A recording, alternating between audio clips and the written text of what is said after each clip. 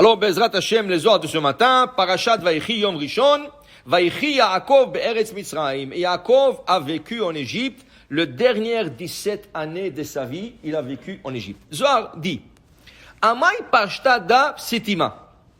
Le Zohar, Rabbi Shimon Bar Yochai, il veut savoir pourquoi cette paracha est différente de toutes les parachas de la Torah. Qui veut dire, quand on écrit un Sefer Torah, il y a des règles. Quand on écrit des Tefilim, il y a des règles. Quand on écrit Mezuzah, il y a des règles.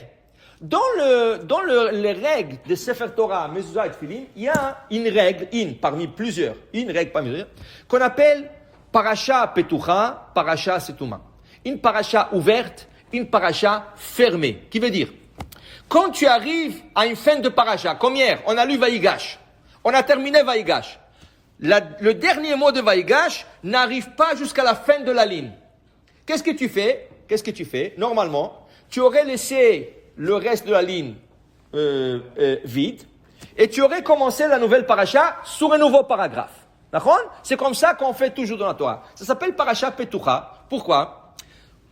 Quand tu espaces deux parachutes, deux passages, deux chapitres, tu espaces le deux chapitres avec 9 lettres, ça veut dire une place pour écrire 9 la plus petite lettre, c'est Yud. Alors, si je laisse l'espace pour écrire Yud, j'écris pas le Yud, mais je laisse l'espace, qui aurait pris pour 9 Yud, ça s'appelle Parashat Ptucha.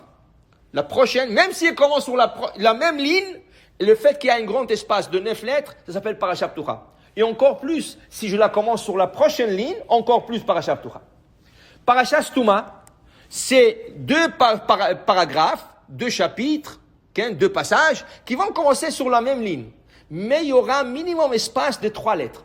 3 Yud. Yud. Ça c'est Parasha Stuma. Ça c'est en règle générale. Il y a encore des petites règles, mais on ne va pas rentrer trop en détail. Ça c'est en règle générale. Maintenant, dans la Parashat Vayechi, c'est une Parasha exceptionnelle.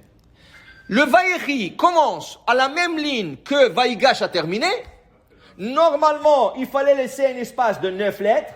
Minimum 3 lettres, et ici, il y a un espace de 1 lettre. Ça commence comme si ça a été un seul paracha. Alors le Zohar, il dit, Lama, pourquoi cette paracha est complètement Stuma? Stuma, normalement, c'est l'espace de 3 lettres, mais là, c'est un espace de 1 lettre. Alors c'est complètement fermé. Pourquoi? C'est différent de tous les autres parachas que nous connaissons de la Torah. Rien que pour vous dire qu'il y a aussi des règles dans le Tefilim.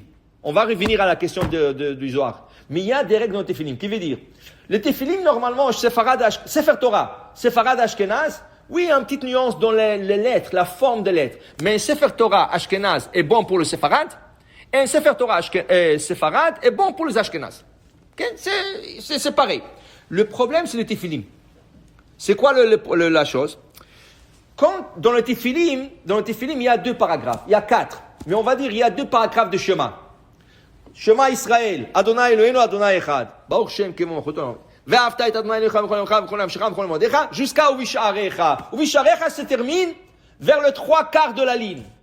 3/4 de la ligne. Maintenant, je commence Parasha Ptucha, je commence une autre Parasha, dans la prochaine ligne. Ve'aya im shamot ishmu im mitzvotai asher anochi metzavet etchem. Maintenant, ce Ve'aya ne commence pas au début de la ligne, il commence un peu plus loin. Combien? Il faut le faire Parasha Ptucha. Alors il faut laisser 9 lettres. Espace de 9 lettres de la ligne, le début de la ligne, 9 lettres, 9 Yud, et je commence vers Ayah Shamot Ishmu.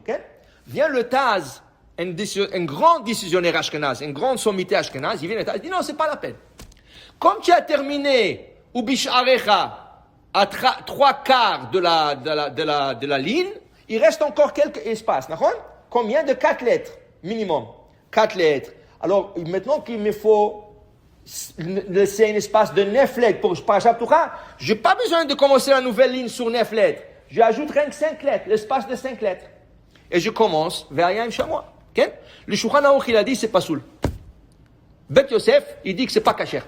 Okay? Donc, si j'achète une tefilim chez un Ashkenaz, okay? Peut-être il a fait comme le Taz. C'est pas kasher. Tu portes une tefilim pas kasher. Comment tu peux savoir si ta tefilim c'est Ashkenaz ou Sefarad? Pas besoin d'ouvrir rien du tout. Tu prends ton boîtier de roche. Il y a 2 chines, de 2 côtés. Okay? S'ils sont pointus, les branches sont pointues, ils se rejoignent à une pointe, c'est Ashkenaz. Si les 3 branches, il y a comme une barre oblique en bas et ils se connectent sur différents points, c'est Sepharad. Donc si tu as un Tefilim Ashkenaz, va vérifier. Est-ce que le Sofer, il a écrit comme le Maran Shulchan Aruch, ou est-ce qu'il a écrit comme le Taz? S'il a écrit comme le Taz, c'est pas soul. C'est pas soul d'office. Okay? Alors on va vérifier pour être sûr. Okay? Le Chabad, ils essayent de faire le Tefilim, malgré qu'ils sont Ashkenaz, le Chabad, ils essayent de faire comme Shulchan Aruch. Alors si tu as Chabad, malgré c'est Ashkenaz, c'est bon. Mais si tu ne sais pas, va vérifier tes Tefilim. Retournez à notre question. Dans notre question, Rabbi Shimon Bar Yochai, il pose la question, pourquoi la paracha de Vaïchi, elle est complètement fermée?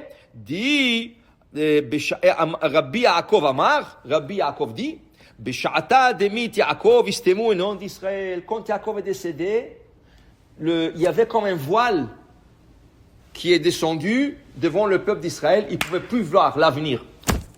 Des fois, tu prédis. Tu comprends? Regardez, il y a 60 ans, ou un peu plus, il y avait l'Holocauste.